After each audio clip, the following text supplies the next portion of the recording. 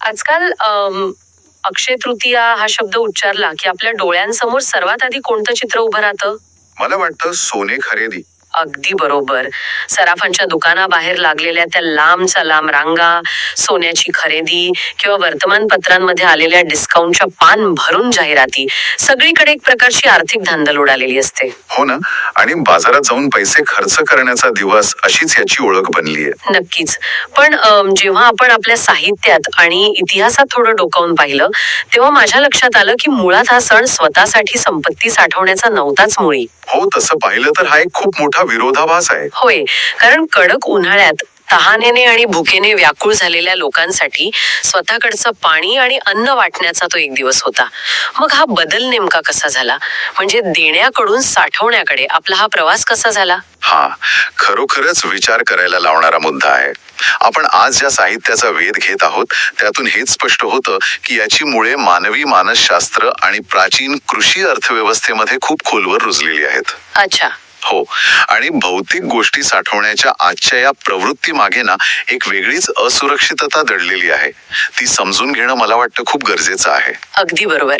आणि म्हणूनच आजच्या या सखोल चर्चेत आपण अक्षय तृतीया या सणाच्या केवळ वरवरच्या धार्मिक पैलूंचा नाही, तर त्यामागील आध्यात्मिक, सामाजिक आणि आर्थिक यंत्रणेचा वेध घेणार आहोत. नक्कीच. वैशाख शुद्ध तृतीया म्हणजे अक्षय तृतीया, हे तर आपल्याला माहित आहेच.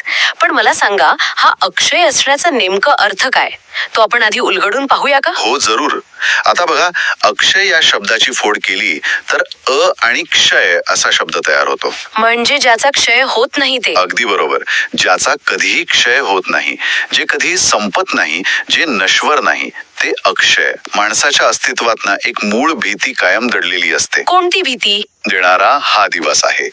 आपल्या स्रोतांनुसार या विशिष्ट दिवशी केलेले दान आणि पुण्यकर्म यांचे फळ हे अनंत पटीने मिळते.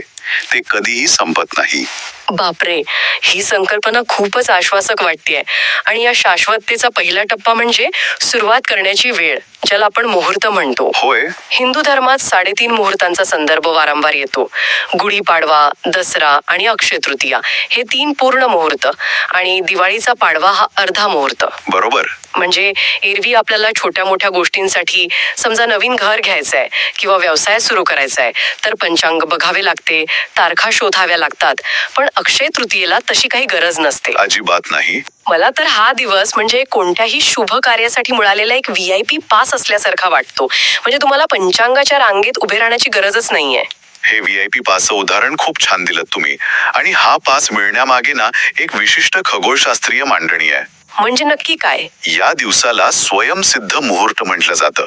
पंचांगानुसार या दिवशी चंद्र आणि सूर्य हे दोन्ही ग्रह त्यांच्या उच्च राशीत असतात. अच्छा. आणि त्यांची स्थिती आकाशात अशी काही जुळून आलेली असते की तो काळ स्वतःच एक परिपूर्ण आणि शुभ वेळ बनतो. थांबा, इथे मला तुम्हाला एक प्रश्न विचारायचा आहे. विज्ञानाच्या या युगात ग्रहांच्या या स्थितीचा खरोखरच मानवी जीवनावर किंवा आपण सुरू केलेल्या व्यवसायावर काही थेट भौतिक परिणाम होतो का? हा खूप रास्त प्रश्न आहे. कारण मला नेहमी वाटतं की यामागे केवळ एक मानवी मानसशास्त्र दडलेलं आहे. माणसाला कोणतीही मोठी गोष्ट सुरू करताना एका मानसिक आधाराची गरज असते ना. अगदी तंतोतंत. जर आपण याकडे समाजशास्त्रीय दृष्टिकोनातून पाहिलं तर मुहूर्ताची ही संकल्पना म्हणजे प्राचीन काळात समाजाला एकत्र आणण्याची एक प्रभावी यंत्रणा होती. म्हणजे डिसिजन फिटीग दूर करण्यासाठी.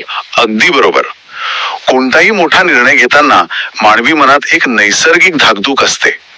वेळ चांगली आहे ना, काही अडथळा तर येणार नाही ना, ही भीती माणसाला कृती करण्यापासून रोखू शकते. हो, आपण नेहमीच संभ्रमात असतो. मग जेव्हा संपूर्ण समाज एका विशिष्ट दिवसाला स्वयंसिद्ध मुहूर्त मानतो तेव्हा ती मानसिक अडचणच दूर होते. याला तुम्ही कलेक्टिव्ह सायकोलॉजी म्हणू शकता. अरे वा, हे खूपच रंजक स्पष्टीकरण आहे. समाजाच्या अर्थचक्राला गती देण्यासाठी अशा एका निश्चित आणि सर्वांना मान्य असलेल्या दिवसाची गरज असतेच. म्हणजे ग्रहांची स्थिती हा फक्त एक संदर्भ झाला, पण त्यामागील खरा उद्देश मानवी मनाला कृती करण्यासाठी प्रवृत्त करणे हा आहे. नक्कीच. आता आपण या दिवसाशी जोडलेल्या पौराणिक घटनांकडे वळूया. ही यादी वाचताना खरोखरच माझं डोकं चक्रावून गेलं होतं. हो ना, खूप मोठी यादी आहे ती. बघा, कृतयुग आणि त्रेतायुग यांचा प्रारंभ याच दिवशी झाला. भगवान परशुरामांचा जन्म याच दिवशी झाला. भगीरथाच्या तपस्येने गंगा नदी पृथ्वीवर याच दिवशी अवतरली. आणि अजून आहे. हो, भगवान श्रीकृष्णाने द्रौपदीला जे अक्षय पात्र दिले होते ना, ज्यातील अन्न कधीही संपत नसे, ती घटनाही याच दिवशीची. आणि ही यादी एवढ्यावरच थांबत नाही. सुदामा आणि श्रीकृष्णाची ती प्रसिद्ध भेट आठवा. सुदामाने दिलेले मुठभर पोहे आणि बदल्यात श्रीकृष्णाने त्याला दिलेली अक्षय संपत्ती. बापरे. त्यानंतर महर्षी वेदव्यास आणि श्री गणपतीने महाभारत लिहायला सुरुवात केली ती याच दिवशी. हिमालयातील बद्रीनाथ धामचे दरवाजे उघडतात ते याच दिवशी. असं. आणि वृंदावनच्या बांके बिहारी मंदिरात केवळ याच दिवशी श्रीकृष्णाच्या चरणांचं दर्शन मिळतं. पण मला सांगा, एकाच दिवशी म्हणजे कॅलेंडरच्या अगदी एकाच तारखेला या इतक्या साऱ्या वेगवेगळ्या कालखंडातील ऐतिहासिक घटना घडणं खरोखरच शक्य आहे का? तसं पाहिलं तर कारण हे लॉजिकली पटत नाही मला. मला असं वाटतं की हा केवळ योगायोग नाही, हे सगळं एकाच तारखेला घडलं यावर डोळे झाकून विश्वास ठेवणं कठीण आहे. यामागे नक्की काय असू शकतं? तुमचा हा संशय अगदी योग्य आहे. हे सर्व एकाच तारखेला घडलं असा याचा शब्दशः अर्थ घेण्यापेक्षा आपण हे समजून घेतलं पाहिजे की प्राचीन संस्कृतींनी या कथांना जाणीवपूर्वक एका विशिष्ट दिवसाभोवती गुंफले आहे. जाणीवपूर्वक? हो, याला आपण कल्चरल कन्सॉलिडेशन किंवा सांस्कृतिक एकत्रीकरण म्हणू शकतो. या सर्व कथांचे जर तुम्ही काळजीपूर्वक विश्लेषण केले तर तुम्हाला त्यांच्यात एक समान धागा दिसेल. कोणता समान धागा? तो धागा आहे अखंडतेचा, समृद्धीचा आणि मानवी गरजांच्या पूर्ततेचा. आता बघा, गंगेचा पृथ्वीवर आलेला न संपणारा प्रवाह हे पाण्याची अखंडता दर्शवतो. अच्छा, म्हणजे पाणी अक्षय असावे म्हणून. बरोबर. द्रौपदीच्या अक्षय पात्रातील अन्न आणि सुदाम्याला मिळालेली संपत्ती ही अन्नाची आणि अर्थाची शाश्वतता दर्शवते. महाभारताच्या रूपाने सुरू झालेलं लेखन हे ज्ञानाचे अक्षय रूप आहे. हे खूपच भन्नाट विश्लेषण आहे. प्राचीन काळात जेव्हा दुष्काळ किंवा युद्धांची सतत टांगती तलवार असायची तेव्हा समाजाला सर्व काही संपणार नाही, काहीतरी नक्की उरेल असा विश्वास देण्याची गरज होती. म्हणजे हा दिवस एक प्रकारचा कल्चरल वॉल्ट किंवा सांस्कृतिक तिजोरी आहे, जिथे आपण आपल्या जगण्याच्या मूलभूत गरजा सुरक्षित ठेवल्या आहेत. अगदी तसंच. पण अन्नाची आणि पाण्याची शाश्वतता या मुद्द्यावरून मला एक थेट विरोधाभास जाणवतोय. कोणता? आपण आत्ताच अक्षय पात्रातील कधीही न संपणाऱ्या अन्नाबद्दल बोललो, पण वास्तवात हा सण ज्या काळात येतो तो वैशाख महिना म्हणजे कडक उन्हाळ्याचा आणि भीषण पाणी टंचाईचा काळ असतो. हाच तर खरा मुद्दा आहे. आणि म्हणूनच या सणात पौराणिक कथांमधील समृद्धी आणि वास्तवातील टंचाई यांचा अत्यंत सुंदर मेळ घालण्यात आला आहे. म्हणजे कसं काय? कडक उन्हाळा म्हणजे निसर्गातील ऊर्जेचा आणि पाण्याचा वेगाने होणारा क्षय. या क्षयावर मात करण्यासाठीच महादान करण्याची संकल्पना या सणात केंद्रस्थानी आहे. हो, साहित्यात या दानाचे खूप सविस्तर वर्णन आहे. या दिवशी जलदान म्हणजे उदकुंभ दान करण्याला प्रचंड महत्व आहे. बरोबर. मातीच्या नव्या माठात पाणी भरून त्यावर खरबूज किंवा आंबा ठेवून ते दान केले जाते. यासोबतच अन्नदान, गरजू लोकांना नवीन वस्त्रदान आणि उन्हात चालणाऱ्यांना पादुका किंवा छत्री दान केली जाते. होय. हे वाचताना मला एका वेगळ्याच गोष्टीची आठवण झाली. हे दान केवळ धार्मिक कृत्य वाटतच नाही. मग काय वाटतं? कडक उन्हाळ्यात चालणाऱ्या वाटसरूंना सावली, चप्पल आणि थंड पाणी देणे हे प्राचीन काळातील एका अत्यंत कुशल डिझास्टर मॅनेजमेंट किंवा रिलीफ कॅम्प सारखं वाटतं मला. अरे वा. समाजातील एका वर्गाकडे संसाधने आहेत आणि दुसऱ्या वर्गाला त्यांची अत्यंत गरज आहे हे ओळखून त्यांना जोडण्याची ही किती प्रभावी पद्धत आहे. तुम्ही याला जे डिझास्टर मॅनेजमेंट म्हटलं ना ते अगदी अचूक आहे. जेव्हा आपण याचा व्यापक संदर्भात विचार करतो तेव्हा लक्षात येते की पूर्वजांनी निसर्गाचे चक्र आणि मानवी गरजा यांची सांगड कशी घातली होती. नक्कीच. तहानेल्याला पाणी देणे किंवा अनवाणी चालणाऱ्याला चप्पल देणे यामागे केवळ पुण्य मिळवण्याची भावना नाहीये, यामागे एक सखोल सामाजिक भान आहे. समाजाचे ऋण फेडण्याची भावना आहे. हो. आणि या दानामध्ये आणखी एका रंजक गोष्टीचा उल्लेख स्रोतांमध्ये आहे. उत्तर भारतात या दिवशी सातू म्हणजे बार्ली खाण्याचे आणि दान करण्याचे मोठे महत्व आहे. हो, मी वाचलं होतं ते. आणि आश्चर्याची गोष्ट म्हणजे या सातूला सुवर्ण म्हणजे सोने मानले गेले आहे. तेच मला पडलेलं कोडं आहे. मला मला सांगा, एका सामान्य धान्याला थेट सोन्याचा दर्जा कसा काय मिळू शकतो? यामागे प्राचीन कृषी अर्थव्यवस्थेचे खूप मोठे विज्ञान आहे. प्राचीन काळात जेव्हा बँका नव्हत्या तेव्हा संपत्ती म्हणजे काय? अन्न. अगदी बरोबर. ज्याच्याकडे साठवून ठेवलेलं अन्न आहे तो सर्वात श्रीमंत. सातू हे हिवाळ्यात घेतले जाणारे पीक आहे आणि ते साधारणपणे उन्हाळ्याच्या सुरुवातीला हाती येते. अच्छा, म्हणजे बरोबर याच काळात. हो, उन्हाळ्याच्या अत्यंत कठीण काळात जेव्हा शेतात दुसरे काहीही पिकत नसते तेव्हा हे सातू मानवी जीवनाचा आधार बनते. म्हणजे ती त्या काळातील फूड सिक्युरिटी होती तर. अगदी तसंच. शरीराला थंडावा देणारे आणि सहज टिकणारे हे धान्य लोकांचे प्राण वाचवत असे. त्यामुळे ते सोन्यासारखेच किंवा मी म्हणेन सोन्यापेक्षाही जास्त मौल्यवान होते. क्या बात आहे. हे माझ्यासाठी एक आहा मोमेंट असल्यासारखं आहे. म्हणजे प्राचीन काळातील माणसाची सोन्याची व्याख्या ही केवळ चमकणाऱ्या धातूपुरती मर्यादित नव्हती. अजिबात नाही. जी गोष्ट जीवन वाचवते ती गोष्ट सुवर्ण होती. खूपच सुंदर विचार आहे हा. आता याच कृषी संस्कृतीच्या धाग्याला धरून आपण उत्तर भारताकडून थोडं आपल्या महाराष्ट्राकडे वळूया. हो, नक्कीच. कारण आपल्या महाराष्ट्रात विशेषतः खानदेश आणि विदर्भात या सणाला मातीचा एक वेगळाच सुगंध आहे. तिथे अखाजी म्हटलं जातं. होय, आखाजी हा ग्रामीण आणि कृषी संस्कृतीचा एक अत्यंत महत्वाचा आणि भावनिक टप्पा आहे. तिथे या दिवशी पितरांच्या नावाने मातीचा घागर पुजला जातो. त्यावर आंब्याची डहाळी ठेवून पितरांना नैवेद्य दाखवला जातो. घरोघरी पुरणपोळीचा बेत असतो. आणि आंब्याबद्दल पण काहीतरी आहे ना? हो ना. आंबा खाण्याची अधिकृत सुरुवात याच सणापासून होते. त्याआधी आंबा खायचा नाही असा एक अलिखित नियमच असतो गावाकडे. बरोबर. ग्रामीण भागात महिला आणि मुली झाडांना झोके बांधून गाणी गात अखाजी साजरी करतात.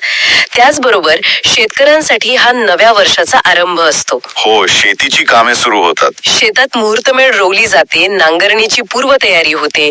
हे सगळं पाहताना मला असं वाटतं की हे एक प्रकारे जुन्या सॉफ्टवेअरला अपडेट करून सिस्टम रिबूट करण्यासारखं आहे. हे सिस्टम रिबूट करण्याचं रूपक खूप चपखल आहे. कृषी संस्कृतीत एक गोष्ट कायम लक्षात ठेवली जाते, ती म्हणजे शेती ही एका रात्रीत शिकण्याची गोष्ट नाही. बरोबर. ती पिढ्यानपिढ्या चालत आलेलं शहाणपण आहे. तुम्ही ज्या जमिनीवर उभे आहात तिची पोत, पावसाचा अंदाज, हे सगळं ज्ञान तुम्हाला तुमच्या पूर्वजांकडून मिळालं आहे.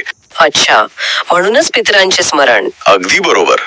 जेव्हा नवीन कृषी वर्षाची सुरुवात होते, जेव्हा शेतकरी नांगरणी सुरू करतो, तेव्हा तो सर्वात आधी त्या पूर्वजांचं स्मरण करून त्यांचे आभार मानतो. म्हणजे पितरांचा माठ पूजणे हे केवळ कर्मकांड नाही, तर ती एक प्रकारची कृतज्ञता आहे. हो, भूतकाळातील या भक्कम पायावर उभे राहून मगच शेतकरी भविष्यात डोकावतो आणि पुढील वर्षाच्या पावसाचा अंदाज घेतो. एकाच वेळी भूतकाळातील ज्ञानाला नमन करायचे, वर्तमानात निसर्गाचा आनंद घ्यायचा आणि भविष्यातील कष्टासाठी स्वतःला तयार करायचे. हे चक्र खरंच खूप अद्भुत आहे. नक्कीच. उन्हाळ्याचा कडक काळ हा शेतकऱ्यांसाठी अत्यंत कष्टाचा असतो. मान्सून सुरू होण्यापूर्वी जमिनीची मशागत करावी लागते. त्या कठीण परिश्रमाच्या आधी मानसिक ऊर्जा साठवण्याचा हा सण आहे. हे खरोखरच खूप भारावून टाकणारं आहे. पण जेव्हा आपण आजच्या शहरी जीवनाकडे पाहतो ना, तेव्हा मला प्रश्न पडतो की यातील किती गोष्टी आपल्याला दिसतात. खूपच कमी. आजकाल दाण्याची किंवा या निसर्गाच्या चक्राची आठवण फारच क्वचित येते आपल्याला. या सणाची मुख्य ओळख आता फक्त सराफांच्या दुकानाबाहेरील रांगा हीच बनत चालली आहे. हो, दुर्दैवाने तेच खरं आहे. घरात सुखसमृद्धी आणि लक्ष्मीचा वास राहावा या भावनेतून लोक मोठ्या प्रमाणावर सोने खरेदी करतात, वाहने घेतात. आणि इथेच आपण पूर्वी चर्चा केलेल्या विरोधाभासाकडे परत येतो. मूळ संकल्पना काय होती? देण्याची. निसर्गाने जे दिलंय ते गरजूंपर्यंत पोहोचवण्याची. पण आपण कुठे आलो आहोत? आपण भौतिक वस्तू साठवण्याकडे वळलो आहोत. हो, आता बघा, संपत्ती साठवणे किंवा सोने खरेदी करणे हे मुळीच चुकीचं नाहीये. अर्थव्यवस्थेत सोन्याचं महत्व आहेच. ते संकटाच्या वेळी उपयोगी पडते. नक्कीच. पण जेव्हा देण्यापेक्षा साठवणे मोठे होते तेव्हा तिथे कुठेतरी समाजातील असुरक्षितता दिसून येते. मला वाटतं पूर्वीच्या काळी निसर्गावर अवलंबून असल्यामुळे येणारी असुरक्षितता वेगळी होती. पाऊस पडेल की नाही ही चिंता होती. त्यामुळे लोक दान करून ती सुरक्षितता मिळवत होते. बरोबर. आजच्या काळात आपली असुरक्षितता आर्थिक आहे, मार्केट क्रॅश होईल का, जॉब राहील की नाही, या भीतीतून आपण स्वतःसाठी सोने साठवून ती सुरक्षितता शोधण्याचा प्रयत्न करतो. अगदी तंतोतंत. आणि म्हणूनच आपल्या स्रोतांमध्ये वर्ष 2026च्या अक्षय तृतीयेचा जो विशेष उल्लेख आहे तो खूप महत्वाचा ठरतो. हो, मी पाहिलं ते. 19 एप्रिल 2026. हो, ही अक्षय तृतीया ज्योतिषशास्त्रानुसार अत्यंत विशेष मानली गेली आहे. या दिवशी असे काही शुभयोग जुळून येत आहेत की विष्णूची उपासना केल्याने मानसिक शांतता आणि आर्थिक स्थैर्य लाभेल असे म्हटले आहे. इथे लक्ष देण्यासारखी गोष्ट म्हणजे केवळ आर्थिक स्थैर्याचा उल्लेख नाहीये, तर मानसिक शांततेचा देखील उल्लेख आहे. हो ना, कारण केवळ कपाटात सोने भरून ठेवल्याने मानसिक शांतता मिळत नाही. ती तेव्हाच मिळते जेव्हा आपण समाजाशी जोडलेले असतो. म्हणजे संपत्ती सोबतच आपण ज्ञान आणि परोपकार या गोष्टी अक्षय करत आहोत का, हे पाहणं महत्वाचं आहे. अगदी बरोबर. संपत्ती साठवा, पण त्या संपत्तीचा काही भाग जर समाजाच्या उपयोगी आला तरच खऱ्या अर्थाने त्याचे फळ अक्षय होते. आपण आजच्या या संपूर्ण चर्चेचा जर सारांश काढायचा ठरवला तर एक गोष्ट अगदी स्पष्टपणे समोर येते. अक्षय तृतीया हा केवळ कॅलेंडर मधला सुट्टीचा किंवा सोने खरेदी करण्याचा दिवस नक्कीच नाही. नाही, मुळीच नाही. हा आपल्या प्राचीन संस्कृतीने कठीण काळात जगण्यासाठी निर्माण केलेला एक आशेचा किरण आहे. हा आपल्या कृषी संस्कृतीचा आणि पूर्वजांच्या शहाणपणाचा उत्सव आहे. आणि दुसऱ्याच्या तहानेचा आणि भुकेचा विचार करायला लावणारा हा दानाचा उत्सव आहे. आणि या सगळ्या गोष्टी अशा आहेत ज्या खऱ्या अर्थाने कधीही न संपणाऱ्या आहेत. आज आपण अत्यंत व्यापक दृष्टिकोनातून या सणाची माहिती घेतली. होय, पण ही चर्चा संपवताना या साहित्याच्या पलीकडे जाऊन आपण सर्वांनी एका नवीन मुद्द्यावर विचार करणे मला गरजेचे वाटते. कोणता विचार? भौतिक सोन्याच्या रूपात स्वतःसाठी संपत्ती साठवण्यावर भर देतो. बरोबर. पण हे डिजिटल युग आहे. या युगात हार्डवेअर खराब होऊ शकतो, डिजिटल डेटा करप्ट होऊ शकतो. हो, आणि बँक बॅलन्स तर कधीही शून्यावर येऊ शकतो. अगदी. मग आजच्या या अस्थिर जगात खऱ्या अर्थाने अक्षय असणारी गोष्ट कोणती? मला वाटतं आपले विचार. हो, आपले विचार, आपले ज्ञान आणि आपली सहानुभूती म्हणजे एम्पॅथी. हा एक अत्यंत सखोल विचार आहे. भौतिक गोष्टींचा क्षय हा निश्चित आहे, पण एका पिढीने दुसऱ्या पिढीला दिलेलं शहाणपण हे अखंड प्रवाहित राहते. नक्कीच. म्हणूनच आज प्रत्येकाने स्वतःला हा प्रश्न विचारला पाहिजे की या धावपळीच्या युगात आपण असा कोणता अक्षय वारसा निर्माण करत आहोत. बरोबर. आपण येणाऱ्या पुढच्या पिढ्यांसाठी केवळ सोन्याची बिस्किटे साठवत आहोत की असा एखादा विचार मागे ठेवून जाणार आहोत जे शेकडो वर्षानंतरही एखाद्याला कठीण काळात सावली देईल, ज्याचा कधी क्षय होणार नाही. हो, याचा विचार नक्की करा. कारण खरी समृद्धी तीच आहे जी वाटल्याने कमी न होता अनंत पटीने वाढत जाते. आजच्या या सखोल चर्चेत आपण इथेच थांबूया. नक्कीच. अशाच एका नवीन आणि रंजक माहितीच्या प्रवासात आपण पुन्हा नक्की भेटू. तोपर्यंत स्वतःचा आणि समाजाचा अक्षय वारसा शोधत राहा.